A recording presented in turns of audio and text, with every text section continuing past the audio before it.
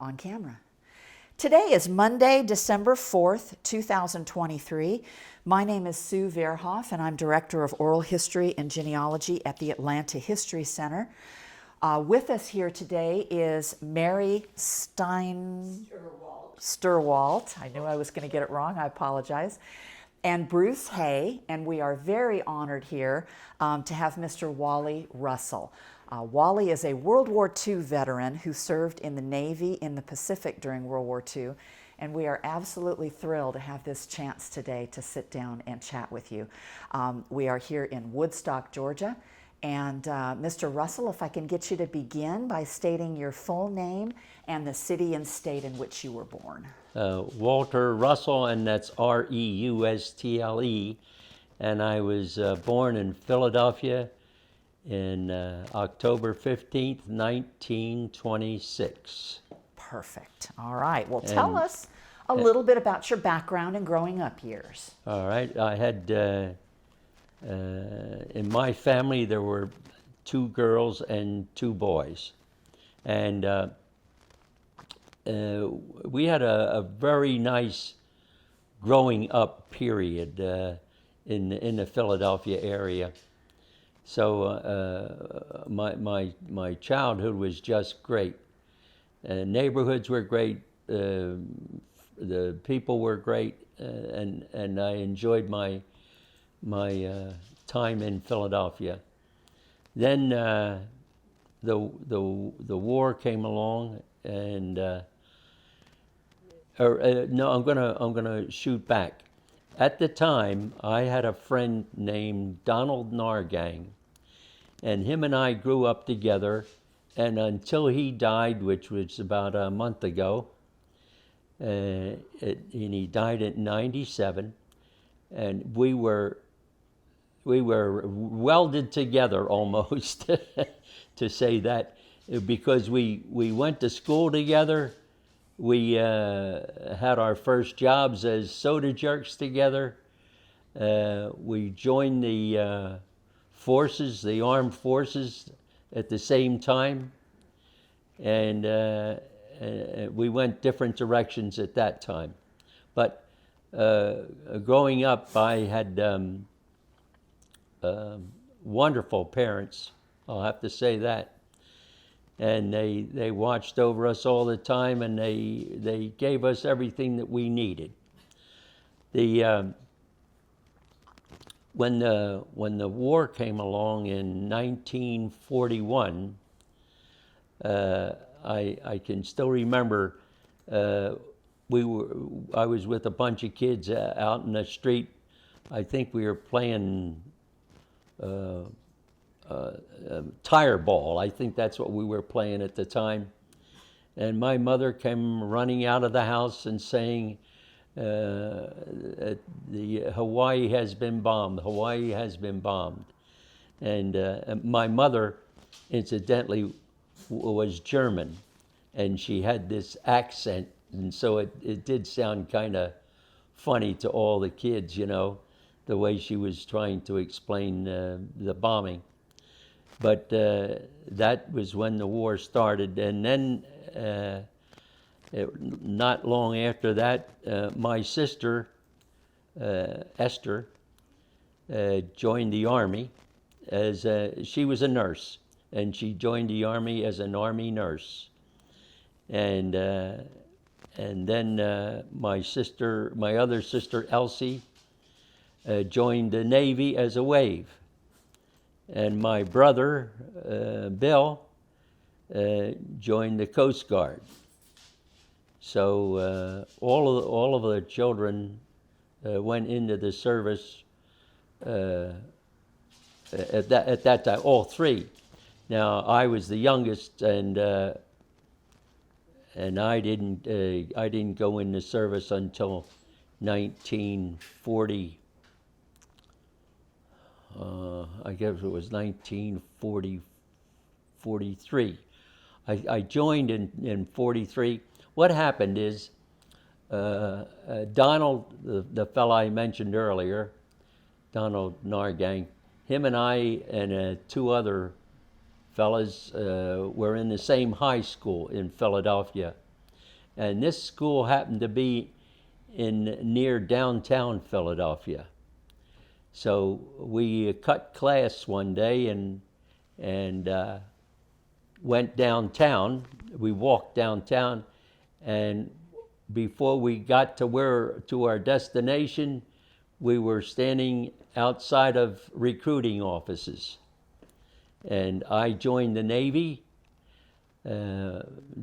Don, my friend, joined the Air Force, and the other two fellas, one joined the Marines and one joined the Army.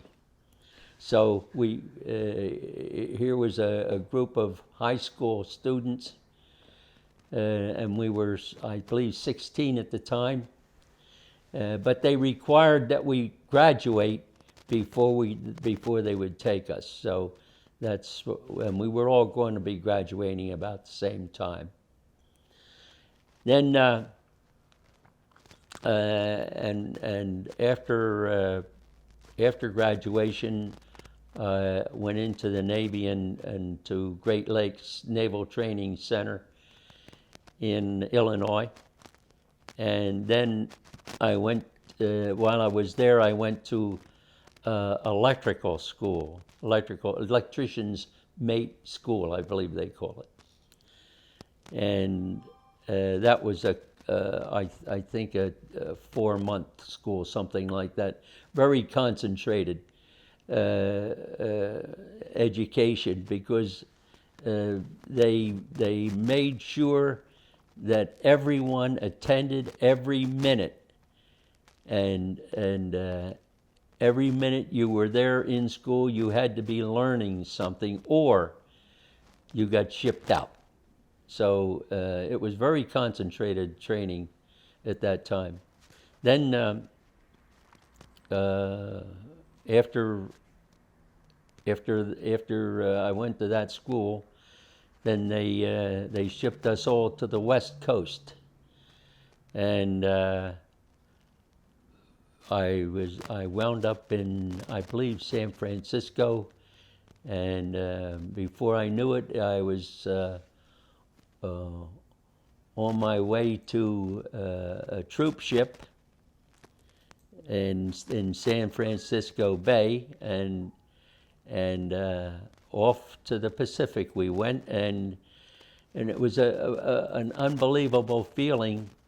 While we were going under the Golden Gate Bridge, there were a couple of us at the railing bringing up, like we were seasick. So it was just one of those things that I don't know.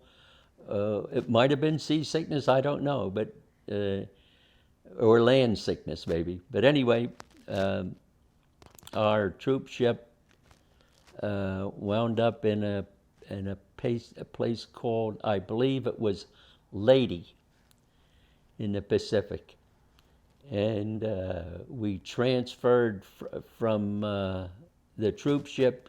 We were assigned to different ships that had been in that Pacific area, and I happened to be assigned to the USS Greene, which at that time was dated designated APD 36. And on that ship, it was, I learned later on, kind of unusual, because generally destroyers do not have a doctor, but we had a full-fledged doctor on our ship. And then I found out we had some full-fledged, I think at that time they called them CBs. No, I'm forgetting the designation. These were underwater divers that destroyed things. Here again, I've lost the name of what they were. Seals? Not CBs, but Seals? Could it have been SEALs? seals? SEALs. Okay. There were Navy SEALs, yeah. And we had 10 of those fellas on our ship, and these people were used like when we.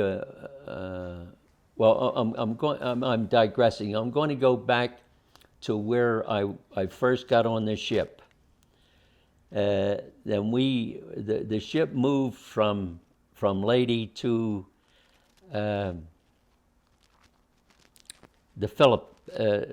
right outside of Manila. I believe the name of it was Subic Bay. All I know is that there were more sharks in Subic Bay than there were in the rest of the ocean. There were absolutely everywhere you looked there were sharks, but they might have been just having a convention, or maybe that was their mating season, whatever. But I can always remember it by the number of sharks there. And then we had while we were there, I was assigned to the what they called the firemen's group, and this was a group of people that worked in the engine rooms and fire rooms on the ship. And the group in the fire room, which incidentally, if a fire room reached 140 degrees, and so it was a tough place to work. You had to, the people that worked in the fire room had to stand under vents until they were required to reposition a fuel arm or something. In the fire room, that's where the fuel oil was burned to boil water, and we had engines. They were just like jet engines. They sounded like jet engines, but they were worked by steam.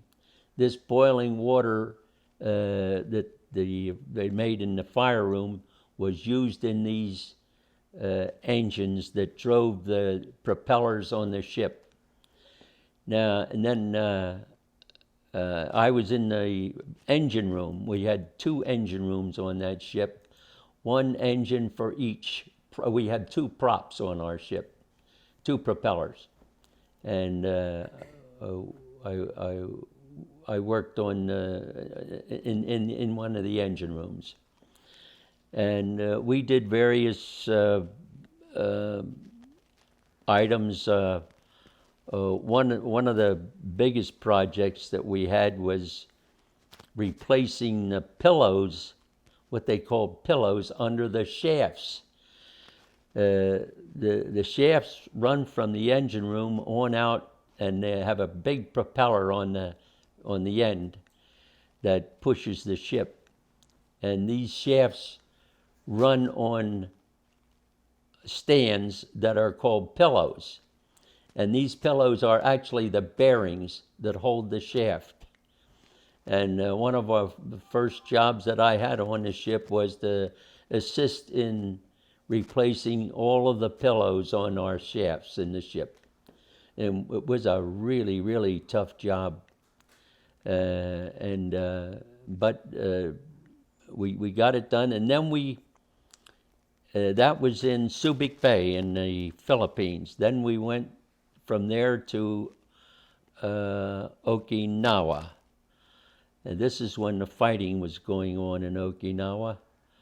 And there were many ships in and around Okinawa that were assisting in especially, well, the ships were assisting the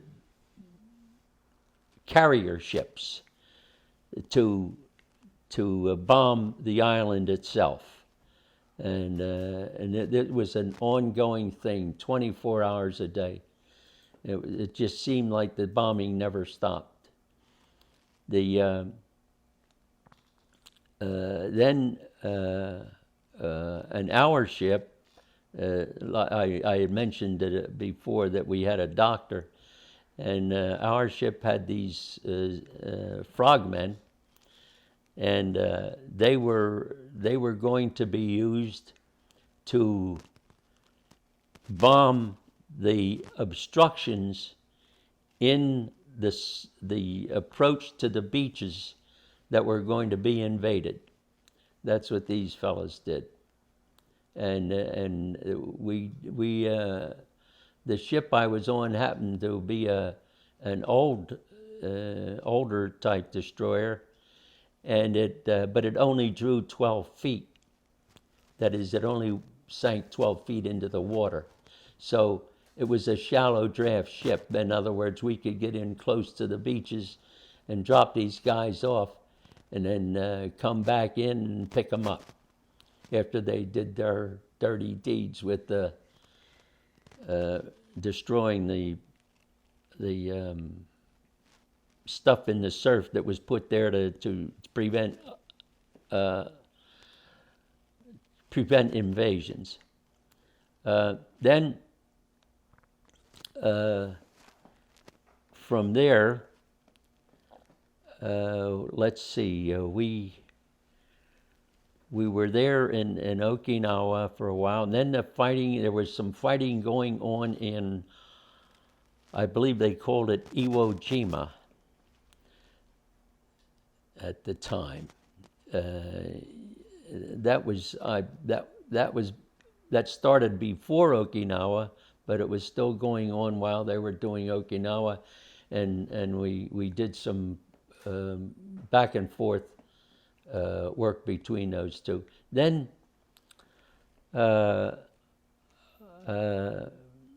they started what they called a picket line between Japan and Okinawa. Okinawa was now being used after they captured the island. It was now being used as the main base for invading Japan, and it was only 400 miles from Japan. So at about the 200-mile point, they started placing ships. Apparently there were planes that were coming from Japan and bombing or trying to bomb or destroy the ships at Okinawa. And the Japanese employed or used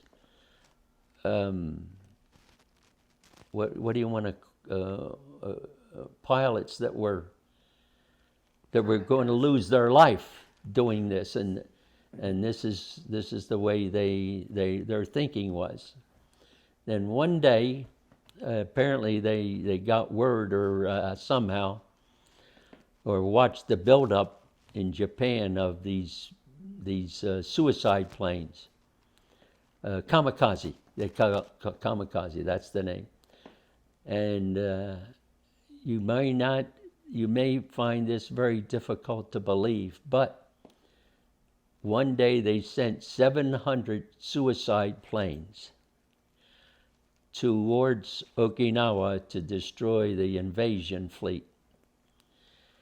And this picket line that they had set up between Japan and Okinawa was made up of battleships and cruisers and destroyers, and actually a couple of English carriers, aircraft carriers, and there might have been some other English ships in there. I don't know, but I do remember the carriers. But the Japanese sent these. One day they sent these 700 planes over, and of course our aircraft carriers on the picket line. They destroyed a lot of the planes before they even got to the picket line.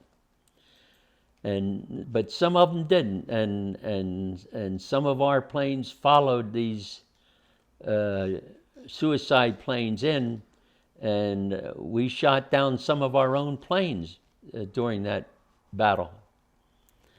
Now, a couple of them got through. A couple of suicide planes got through, and they did sink. I believe they sank a carrier at Okinawa, and a couple of ammunition ships, and one hit a hospital ship. And I don't know how much damage was done on the hospital ship, but I'll tell you about that in a little bit. But anyway, that was I believe, the end of the Japanese effort to destroy our fleet with planes. This is written up too. You'll find it in publications about this raid. It was a terrible thing. And like I say, we shot down some of our own planes because they followed in too close, trying to shoot the Japanese planes down. And then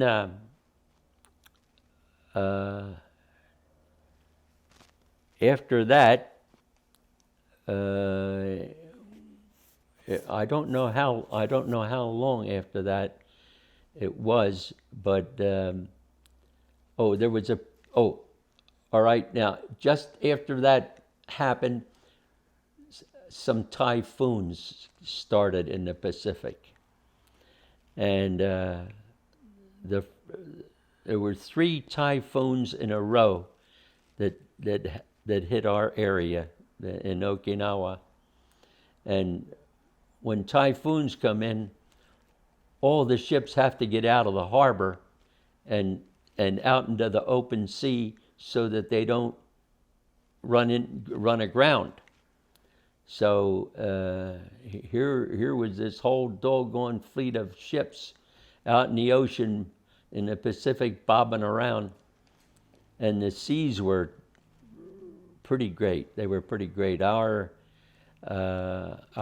ship, of course, was a destroyer, which was built very low to the sea to start with, but and we were underwater as many times as we were over water, I believe, during these storms.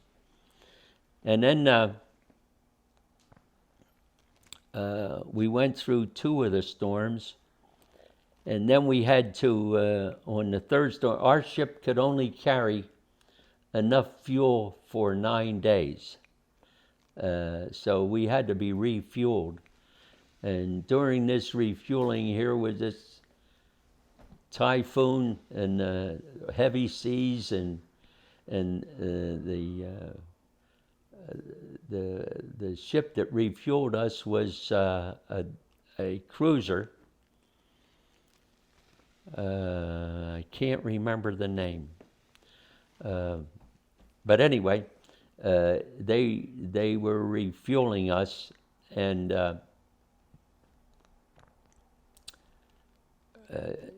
in order to refuel, they have to shoot lines from one ship to another, and then those lines, you pulled fuel lines over, and then it was a really, really tough job to do. I always admired those guys on how hard they worked doing that. But we refueled, and then this was the third typhoon. And then the third typhoon, the wind was blowing 160 miles an hour. That's no exaggeration. I'm telling stuff that's actually published. And we ran aground. We ran aground on a place called Kutakashima. And that's where our ship actually sank, right there in the approach to Takashima. And that's when 8 of us got off of the ship and onto the island, onto Takashima. And then I understand the rest of the crew was rescued by seagoing tugs, which were, you have to know tugboats. They're tough, and they can take a lot more weather than most ships can. But anyway, that's the way it happened. Then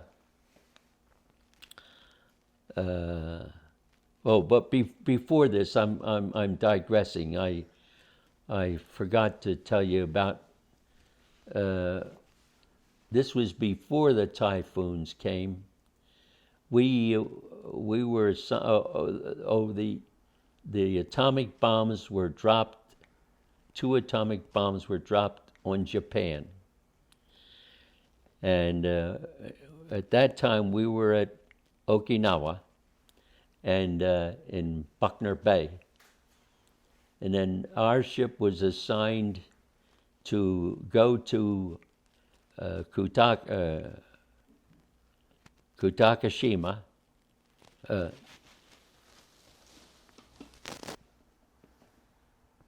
Do we have the names right? Nagasaki? No, yeah. Our ship was assigned to go to Nagasaki and rescue prisoners of war that had been working in the coal mines at Nagasaki. And then we pulling in from the bay, entering Nagasaki, to our left-hand side, it was a port side. We saw where the Japanese had a base that was building small submarines, midget submarines. They were building midget submarines there. And when the atomic bomb had gone off, it just piled these submarines one on top of the other. And so there was a whole pile of submarines that were in that shipyard. And then as we approached Nagasaki, we could see what we couldn't see. The whole town was gone. We pulled up to a place where we dropped anchor, and when we had 2 small boats on our ship that we could go to the shore with. And we went over to the shoreline, and then we crawled up onto the level land, and we happened to be anchored just off of what had been a factory. And when we got up on land and we could see what we were looking at, everything was dust. Absolutely everything was dust. And there were no buildings. The only thing that was left in Nagasaki, as far as the town was concerned, was apparently granite or marble or whatever. It was a stone building, and about a half of a story was sticking up out of the ground. That's the only thing that you could see in our area of Nagasaki. And then when we initially went up on the land, it had been a factory. You could see there had been a factory there, and all of the machines, you could see the machines, you could see their pictures in the concrete. the flash, I guess, from the bomb had taken a picture, and there was, you could see everything that had been in that factory right on the concrete. And at that time, I was familiar with milling machines, shapers, planers, big lathes and stuff like that, because the high school that I went to had taught that. So I recognized the machinery that you could see in these pictures. Then our group, on the second day, they formed a group of us, and they used mostly the engineering people, because the deck people were also the people that handled the guns, and they wanted to make sure that there was no hostility or whatever. And so they put a group. I guess there were about 18 or 20 of us, and we started through the town, and it was just dust, all atomic dust or whatever. But it was dust, and we walked through this dust and up. Nagasaki was surrounded by mountains, and we went up. They're not very high mountains. I guess maybe a couple of thousand feet or something like that. But I think it was the third day on our going up there. We're looking for these prisoners of war. And we finally found, I don't know how many in the first group. I can't remember. I believe it was about 30 in the first group. And they were walking towards us, and we were walking towards them. And they had come from the mines. They had been working in the coal mines at Nagasaki, and then the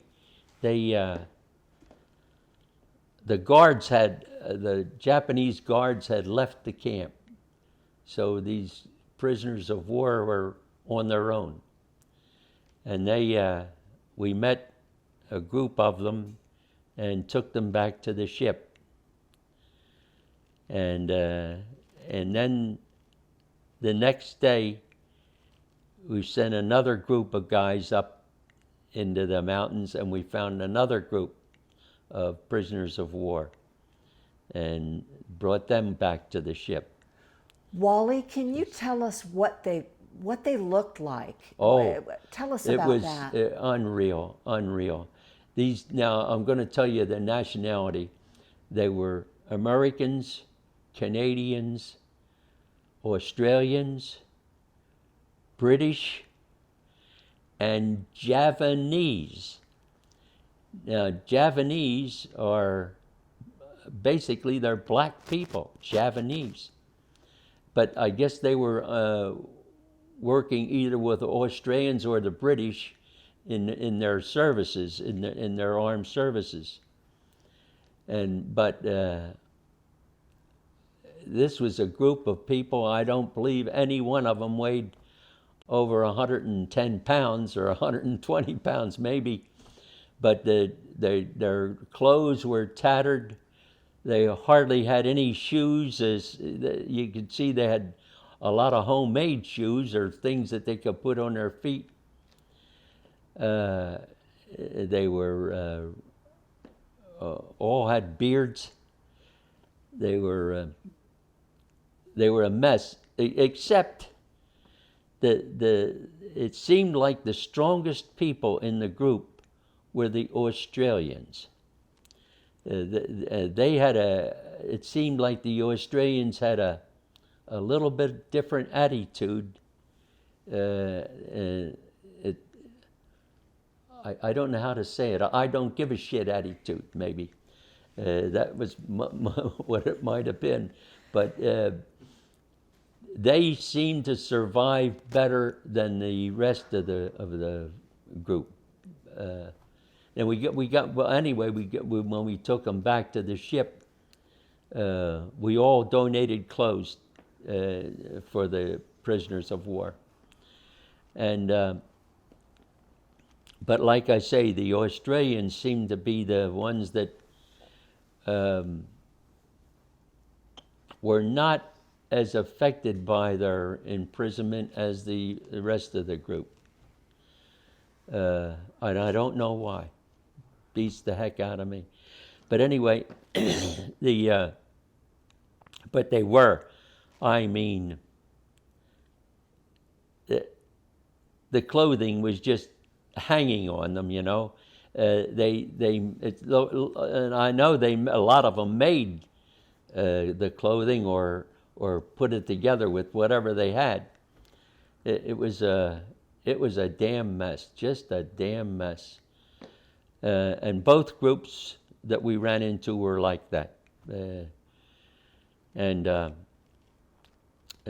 we brought them back to the ship, and then we had one of the best cooks in the Navy, I believe it was, and he made a beef stew for these guys, and he baked the best bread in the world. And these guys all sat down on the deck, and our people fed them. And it was the first food they've had in 5 years. The rest of they described their meals as fish heads and rice. Of course, they needed people to work the mines, so they had to keep them alive. So, but they said it was fish heads and rice, and that was basically it.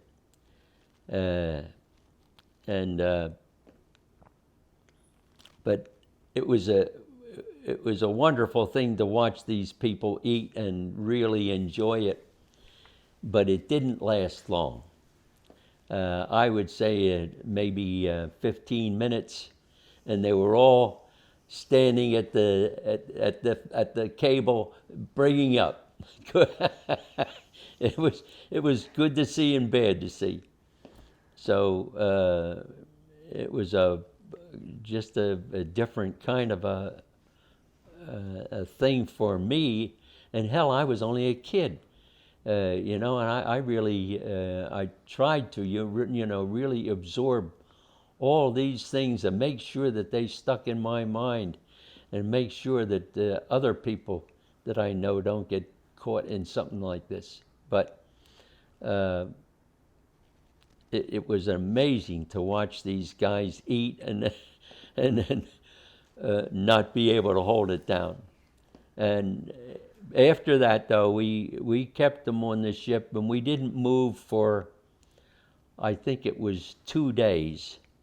We wanted to get these guys acclimated and get enough clothing on all of them and so forth. So, and then we started. It's a 1-day trip back to Okinawa, and we went back to Okinawa and took our first group back, and then came back to Nagasaki and found another group and did the same thing, took them back. But one of the touching things that occurred when these people were leaving our ship, they brought a what they call an LCT, landing craft tank, over to our ship, and we had ladders and put them down into this landing craft. They were going to take them to the hospital ship, and but before they left, they all in unison said "Hip hip hooray" 3 times. And I'll tell you, it brought tears to our eyes, really, just to see this. And it's even bothering me a little bit emotionally right now. It was a one-in-a-time thing that will ever happen in your life. And but anyway, they took off and to the hospital ship, And then these typhoons came along that I was talking about before. And then it was 3 typhoons in a row, one after the other. And then the last one, our ship ran aground and sank. And that was on Kutakashima. And then after that,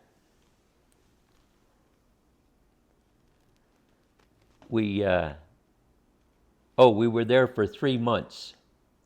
We were there for 3 months, and then a plane spotted us, and we got off of Kutakashima.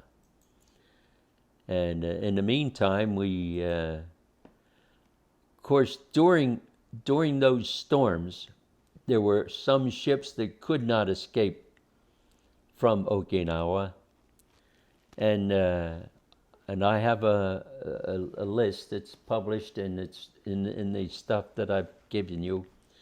There's 200 ships of different sizes that did not escape those storms. They were sunk or damaged beyond reclamation.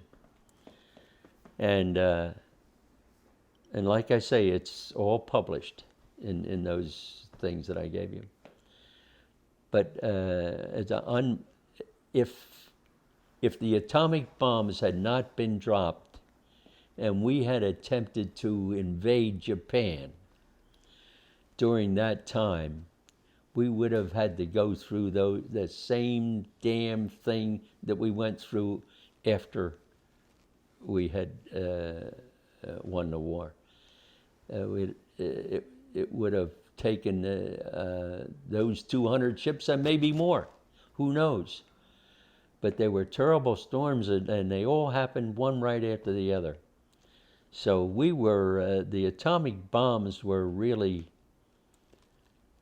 I believe, saved millions of lives, millions of American lives and British lives that wouldn't have been saved because, like I explained, those storms damaged or destroyed 200 ships that would have been used in the invasion. So it was for our government and for the people who made the decisions at the time. I really I admire them, and I can't say enough about how the war was conducted to reach the point where we annihilated Japan. So that's about my story. After that, I'll just tell you this. After that, I was transferred from the island. I was transferred to what they called a yard repair ship, and it repaired small craft. The yard repair ship could sink itself, and then bring the boats or ships in, and then raise it, and repair them, and sink it again, and float them out. So it was quite a unique ship. But that's where, after that, I was transferred. I was doing that yard repair ship maybe 3 or 4 months, and then I got my permission to go home, and they transferred me to a tent city, what they called a tent city. And this was a group of guys in this tent city that were all being sent home. But in the meantime, they had to house them somewhere. So they housed us in these tents on Okinawa. And that was fine until we got another one of them damn bad storms. And and we had to leave the tent city and go up into the mountains because they were afraid of at that time of some kind of a tidal wave coming in. So there we were, here again, up in the mountains. We took whatever we could to put over our heads, and it was raining like hell, and it rained. It seemed like it rained for a whole day, and we went up into the mountains and waited this damn storm out, then came back again, and got in our tents again, and then I was transferred back to the United States, and that's basically my story. I don't believe I left anything out. The only thing I would like to say is that the destruction at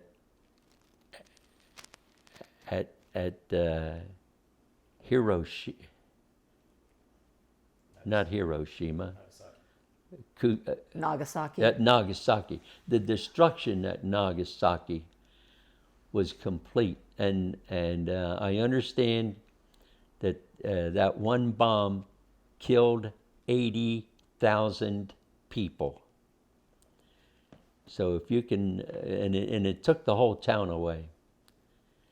But if you can imagine 80,000 people disappearing in a couple of seconds, atomic bombing has got to be fierce. And I think we should all really be concerned and worry about it, and make sure that the people that we vote into controlling areas are people that are aware of what can happen with atomic bombing. And politicians especially have to be aware of the seriousness of an atomic bomb. And I understand now that the atomic bombs that they're building now are a whole lot more powerful than the one that we saw in Nagasaki. So that's about my story right there. I've got a few questions for you, Yes. Wally. Is that okay? I want to take you back a little bit. Yes. Where were you and what were you doing when you learned the bombs had been dropped? Can you tell us about that? Well, they never told us. I'm going to give you a little bit of I don't know whether it's history or just knowledge.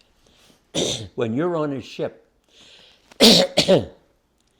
it's just like picking you up from like your neighborhood where you live, okay, in your city where you live. They put you on a ship. Now, here is your whole life, your government, the people that control you, the people that are going to make decisions on what happens. There you are on that ship.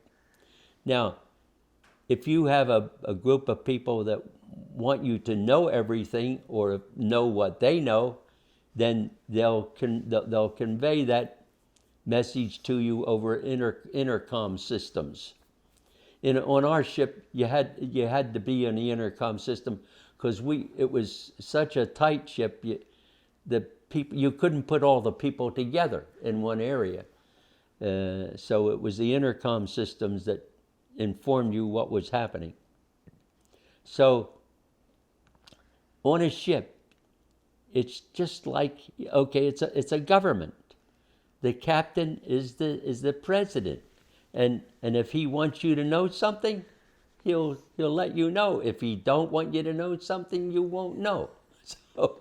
So you're really you're sort of crunched up almost all day waiting to hear from the captain or from his lieutenants to give you the day's news, and you don't really know what the hell is going on. This is it. You're on that ship, and there ain't nothing that can get to you, or tell you anything, or help you. So you're at the mercy of of the captain and his officers and the crew. So it's a strange way to live, but this is the way it is on a ship. Now, and the communications in those days, as you know, was very limited. We had what do you want to call it? You couldn't use your radios when you were out at sea, and you couldn't communicate between one ship or another or to anyone else by radio. It had to all be done by flashing lights. So many times, like we were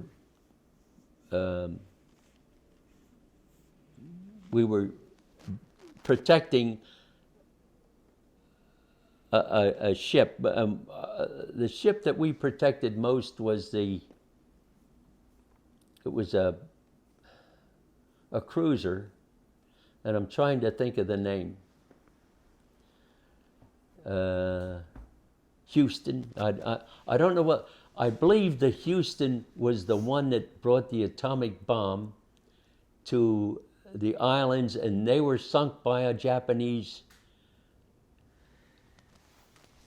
That was the Indianapolis. Indianapolis. Okay, then it was the Houston that we were. Okay, the Indianapolis was sunk by a Japanese submarine. Yeah, and the Houston is the one that we basically ran protection for, and of course everything that we did, I'm sure, came from the Houston. And the Houston, I believe we had, I believe there was about 5 destroyers that protected the Houston. And the destroyers range out from the main ship, from the protected ship. Oh, say you range out about maybe a mile or maybe more. And of course, all the time we're using our sonar equipment and so forth to detect if there's any submarines in the area, and also protect them against any aircraft. But basically, the Houston was a better ship. They were better equipped to fight aircraft than we were. When they sent you into Nagasaki, though, did they prepare you at all? They had to have said something about the bomb. We didn't, not one word. All we knew is we were going. They didn't even tell us where we were going. We knew we were going to Japan when, in movies and it's mostly movies, the way you see Japan is you see this mountain sticking out of the water that's snow-capped. They always use that. That's the first thing we saw, and that's the first thing that we saw, that where we knew that where the hell we were, when we saw that damn snow-capped mountain, because it looked just like the pictures of people in Japan. And then when we got close to the shore and close to the inlet, then they announced that we were going into a place called Nagasaki. That the captain came on and he told us that. And incidentally, our captain's name was Roosevelt. And he was a grandson of Teddy Roosevelt. And I have his name, and I'll give it to. I have a card from him that I'll give to you. But then they announced that we were approaching Japan. But hell, we knew it when we saw that damn mountain. you know. But here again, when you're on a ship, it's like you're like a loaf of bread. You won't know anything unless they want you to know. And maybe they held back because they didn't. Who knows? Who knows? Well, did they prepare you at all for going on shore? I mean, what did they tell you? Did you know you were looking for prisoners? Oh yeah, yeah. Okay. We as soon as we got there and anchored, then they told us what our mission was, to find prisoners of war that are working up in those mountains, and they were working in the coal mines, and of course there was no town there. The town was gone. It was just nothing but dust. And about a mile, or maybe about a mile from us, I could see a wrecked train. A train that was all burnt out and setting close to shore. But that's the only thing that I remember seeing at that location. But the atomic bomb is an unbelievable thing. We had seen a lot of bombed out places like, what's the capital of the Philippines? Manila. Manila, right. I've been into Manila, and in all the buildings you could see big holes in the buildings, and some of them were collapsed and so forth, and that was the only real city that I saw in the Pacific. Other than that, they were villages that were, some of them were bombed out, some were just shot up. But when we got to Nagasaki, and like I say, we didn't really know where we were going until we started entering the harbor. And then we saw those submarines all piled up on one side. And then on the other side was the town of where Nagasaki had been. And that was it. But when you're on a ship, it's and especially now. Remember, during the war, there was no, you couldn't talk radio between ships or between ships and anywhere else. So anything that you got came from the captain. So you mentioned seeing the images of the machinery burned into Yes. the concrete. Yes. Did you guys, because did you talk amongst yourselves? Like, whoa, what, Oh yeah, Yeah. yeah, sure, yeah. And fortunately, the high school that I went to was a high school where you were taught how to build these machines and how to use them. See, it was a very unusual high school. It was an all-boys school in Philadelphia, and almost in the middle of Philadelphia. It was called Northeast High School. And so I knew the machines that I was looking at because I had seen them in the school. I could see big, what they call engine lathes, great big engine lathes. Some of those engine lathes that I saw were, say, 20 feet long. Others were half that size. And then we had what they called planers. That's machines that actually plane metal. And then shapers, machines that shape the metal. And then there's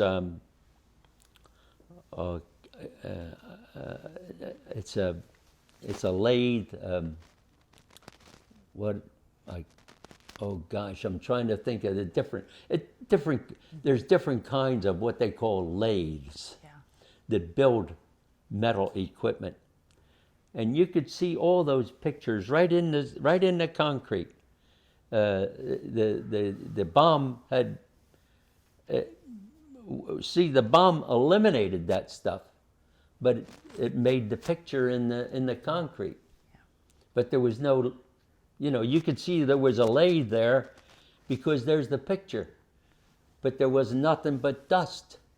It was all dust. And we didn't, of course, at the time, who ever heard of atomic? We didn't know what atomic was. And of course, with the silence on the ships, you only thing you heard was what they wanted you to hear. That is just amazing. Yeah, but that's the ship was run very well. The officers were really great guys. The captain was, like I told you, his name is Roosevelt, and he was just a great guy. And and incidentally, there is an incident that happened in the engine room. We have what they call boiler plates. You walk on boiler plates. These are open. What do I want to say? You have them here on land. They're a metal grate. It's a metal grate, okay? And that's what you walk on when you're in the engine room. You walk on metal grates, and you can see down through them. And underneath the metal grates, there's the bottom of the ship, and there's a name for it, and I can't remember it. But anyway, we used to make. The guys took. All lifeboats have a wooden cask about that long and about that big around. It's a water cask. Okay, every lifeboat has them. And they would take these water casks off the lifeboats and then mix some kind of, what the hell did we call it? Anyway, made wine out of it. See, I'm trying to think of but they used to get the stuff from the cook, and we'd put this stuff in the cask, and then they'd make wine out of this stuff. And the way they brewed it was under these grates. They'd hang them under the grates, and that's where they made the wine. So, but and then I have to tell you another incident along that line. While we were on the island, while we were on Kutakashima, there was a lot of stuff drifted up because all these ships that had sunk and so forth, there was stuff floating up every day. Something would float up. And one day we were walking down it was on the rocky side of the island, and somebody spotted a tin can, and it was a 2-gallon can. And of all the things, it was a 190 proof medical alcohol. And then we all thought we had died and gone to heaven. And but and then so of course we started drinking out, cutting it. You can't cut 190 proof. Ain't no damn way. No matter how you try to cut it, it'll kill you. And it just about did kill the whole damn group. But we thought we had died and gone to heaven when we first discovered this tin can. And soon we learned that it was just the opposite. So that was one of the more, I guess you'd call it, playful things that we ran into. But stuff was floating up all the time. A lot of K-rations floated up. Oh, and one of the things that floated up were cigarettes. Now they come in a place. It's a box about almost 2 feet square, and and covered with what they call cosmoline. That's to keep the water out. That's to make it waterproof. And the cigarettes, they floated up, and we opened it up, and they were what they call old gold cigarettes. Well, they were the worst damn cigarettes on the market. So, and we all smoked. Every one of us smoked, but we got rid of them. And but we never had any Lucky Strikes float up, or any Camels or anything like that. It was always old gold, and it must have had a contract with the old gold company that was the best supplier, because that's all we ever got was old gold. But that was one of the incidents that happened while we were there. What do you remember about coming home? Coming home,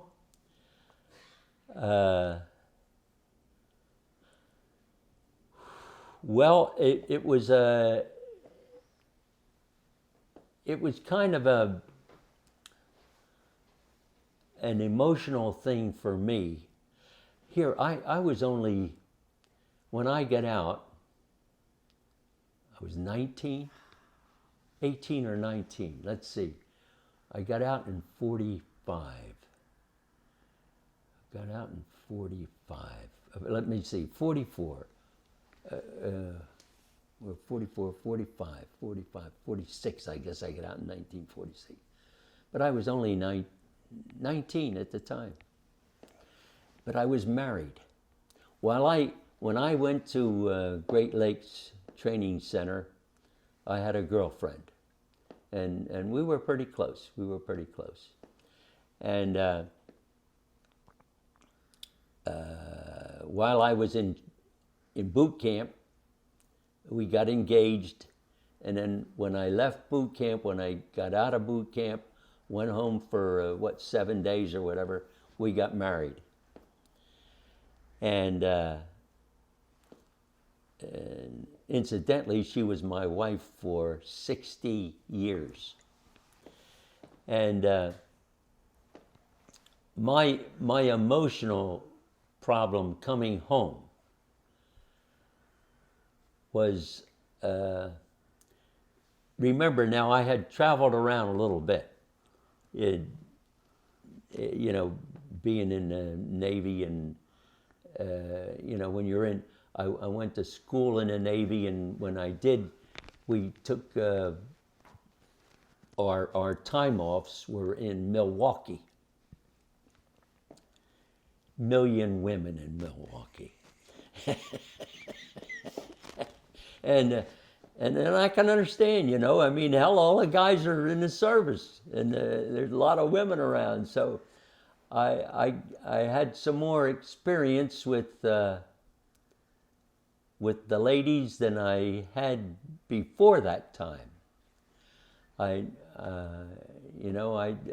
met this woman or the girl in Philadelphia, and we fell in love, and you know how that is, but then I went in the Navy and got to Milwaukee, and I saw all these other women, but it was never anything serious, it was just mostly we went to church dinners, or we went to the churches that have buttons sewed on, or a dance or something like that. See, but I had never had much real experience with different women in different areas than I had until I got in the Navy. So, but I was married, returned home. We lived with her parents for a while, had our first child, and then I built a house in Philadelphia. Well, no, it was just outside of Philadelphia. And it was a nice house. my dad had backed me up with a $6,000 loan, I think it was at the time. And the lumber company supplied everything, plans, specifications, and material. But I had to have the job done in 6 months. So I built the first house in 6 months. And it was a nice house, and it's still standing today. Excuse me.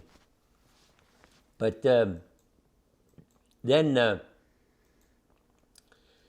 we we had our first child, and that was in Philadelphia. Then we had our second and third child in Philadelphia. And I worked, when I got out of the Navy, I got a job with the Reading Railroad in the signal department. And I became a signal person for the Reading Railroad. And I worked there for 10 years. Then I got a job with a signal supplier called Union Switch and Signal Company.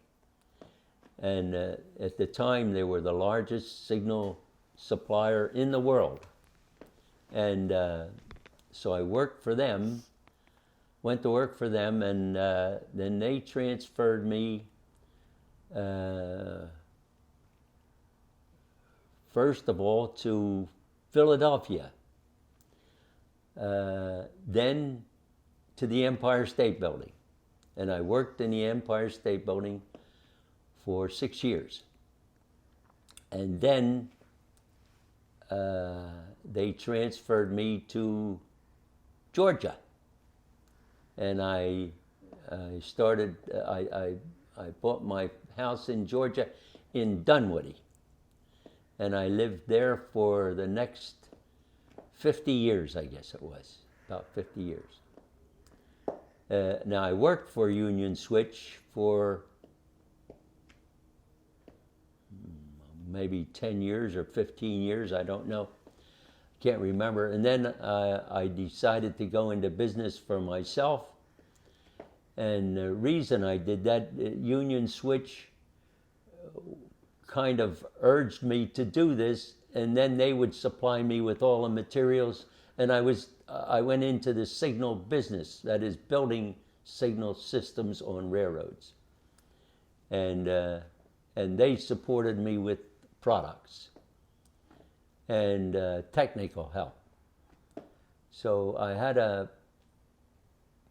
company that we probably had, I guess, close to 70 people at one time. And I had a number of construction crews out on the various railroads, and we went from almost every state in the Union building signal systems. And then I decided I wanted to branch out again, and I did. I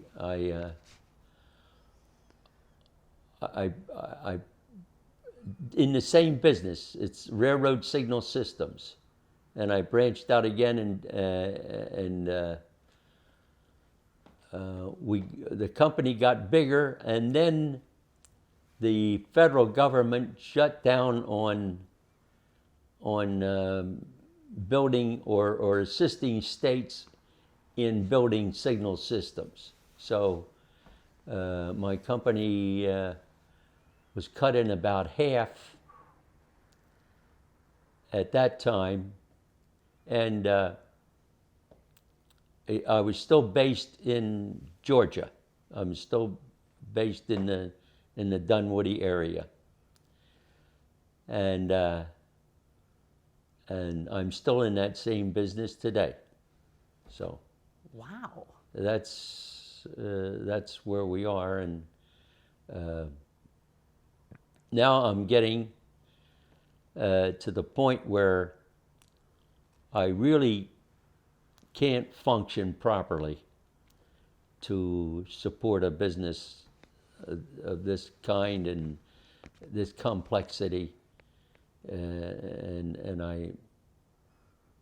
I'm going to retire. So that's where I am. That is impressive. So, well, Very impressive. I don't know about that. Well, this has been a delight. Have we missed anything, Mary? No, but I've Comfortable? enjoyed it all over again. Even the parts I heard before, I enjoyed hearing again. No. And the hip hip hooray is the best. Oh, I'll tell you what. You know, it's amazing. It's just absolutely amazing. Here was this crew standing on this old rusty bucket of bolts ship, you know, and it was. It was the oldest destroyer in the Navy, and it was a rusty old bucket. And well, you can see by those pictures. Well, those pictures, that looks pretty good.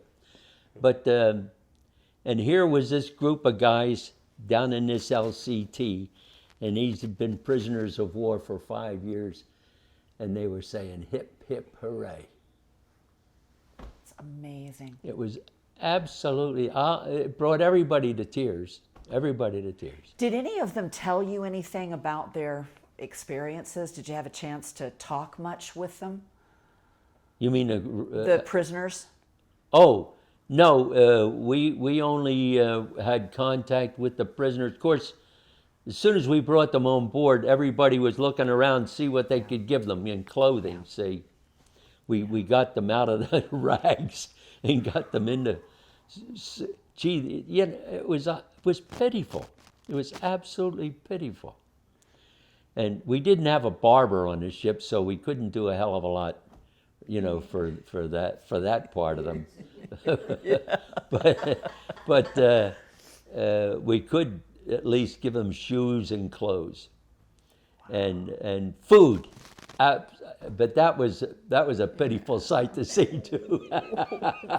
It was pitiful and it was nice at the same time, you know. Yeah. So apart from the prisoners, though, you saw no sign of life on. Yep, Did we you? did. We saw when we were starting up into the mountains. Here was a Japanese guy, and he had two women on each side. The two women were holding hands, and they were holding hands with him. And he had a long sword. He must have been a policeman or something like that. They were the only people that we ever saw on at the location. And of course, we couldn't speak Japanese, and you know, and so our guy, you know, he just approached them, and they knew that of course they knew the bomb had gone off, but and they apparently knew the war was over. And one of our guys, the guy that was leading us, he went over and took his sword away from him, and they just made some hand signals like this and that, and he walked off with these four women, and we never saw where they were going, or whatever happened to them. Okay. We walked by, and we were walking up into the mountains, but they were the only people that we saw that were absolutely, you know, alive. Wow. But the rest of the town, it was unbelievable. Dust. The atomic bombs are unbelievable. We talked a little bit off camera about the exposure that you all had to radiation unknowingly. Yeah. And you mentioned you have had some things that might maybe have been connected with that. Yeah, mostly on my face. It's mostly on my facial area where Your head too. You've got some on your head. Yeah, that's right. Yeah, that's right. Yeah, up on my head too. Yeah. And they were cancerous, but well. Did you tell her you actually drank some of that water? Oh yeah. Oh yes. Yeah, they had in Nagasaki, almost well, just on the outside of town. towards the ocean. There was a big reservoir. You could tell it was a reservoir, you know, a regular reservoir. And hell, and we were thirsty as hell. You know, we'd been walking and walking and walking, and we, a couple of us had canteens. You know, we weren't in the Army, we were in the Navy, and, you know, what's a canteen? And some of our guys did have canteens, so we loaded the canteens up at the reservoir, and we all were drinking, but we didn't know what atomic was. He's alive. Can you believe he's Yeah, alive? yeah. Yeah. And but we just didn't know what the word atomic meant. Yeah. And we still didn't know, you know. All we know is that damn town was gone. And it was we just thought that somebody invented one hell of a big bomb, Yeah. you know, and or they dropped a lot of them at one time, and it did all this damage. And we didn't know really what it was till we got back to Okinawa, and then the word started to filter around, you know, about, hey, atomic this, atomic that. I never knew what atomic was. I never heard the word. On one hand, that was good, really, because it would have terrified them. I mean, yeah. it may have changed their whole idea about Yeah. anything. Yeah, that's So right. it was good that they didn't know. But Well- on the other hand, how many of those men are still alive? Probably none of them. I would guess Wally. Well, I was the youngest guy on the ship. Yeah. So, but now, here again, when you're on a ship, the captain is the king. And, and if the king wants you to know something, he'll let you know. And they had to have secrecy.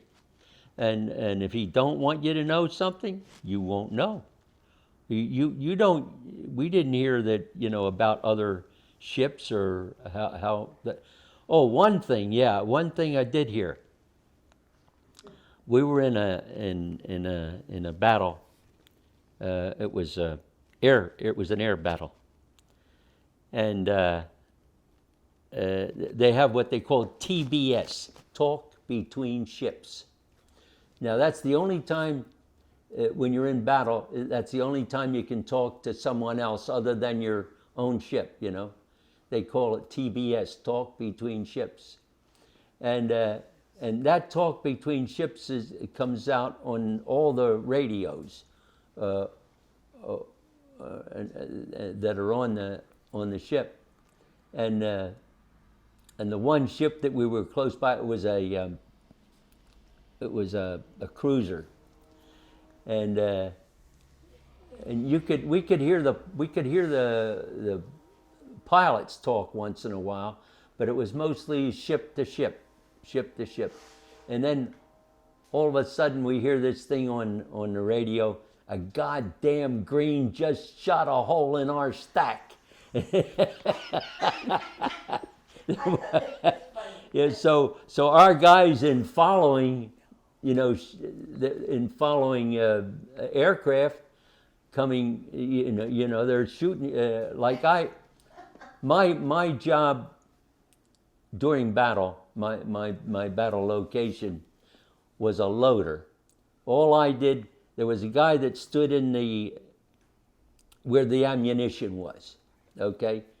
And he pulled out the ammunition, and I took the ammunition and I passed it up to the guy that had the gun.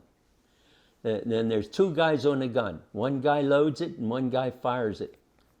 And my job was just this, and that's I didn't have anything that was really meaningful in shooting airplanes down. All I did was hand ammunition from one guy to another, because I was in what they call the black gang, engineering group. The rest of the guys were crew, deck crew, and they're the guys that were trained in shooting the guns and and doing all the hard work, you know, on the top, the exposed portions of the ship. Yeah, of your own ship. Yeah, but it was a mixed group, and it was a different kind of experience altogether. Some of it comes back to me, you know, as I try to think. Hell, you get so goddamn old you can't think sometimes. But those were the things that I can remember, and that were important. And of course, finding that tin can with 190 proof alcohol. That was our undoing. We all thought we had died and gone to heaven. You know, man alive, are we going to have a time? Yeah, there ain't no way to cut 190 proof. So. Well, Wally, this has just been a delight. I've loved every minute of it. Is there anything else before we conclude the interview that you'd like to say? No, just hip, hip, hooray. Thank you so much. Thank you for your service, and thank you for your service, and thank you for having us today. Well, I'm sorry that I couldn't remember all this stuff chronologically. No, you did know, great. You did great. So I'm going to cut the camera off, and we are off camera.